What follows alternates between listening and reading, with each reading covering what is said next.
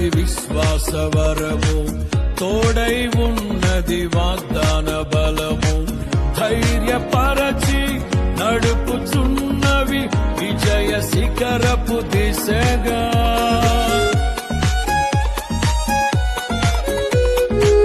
నాలో ఉన్నది విశ్వాస వరము, తోడై ఉన్నది వాగ్దాన బలము, ధైర్యపరచి నడుపుచున్నవి విజయ శిఖరపు దిశగా.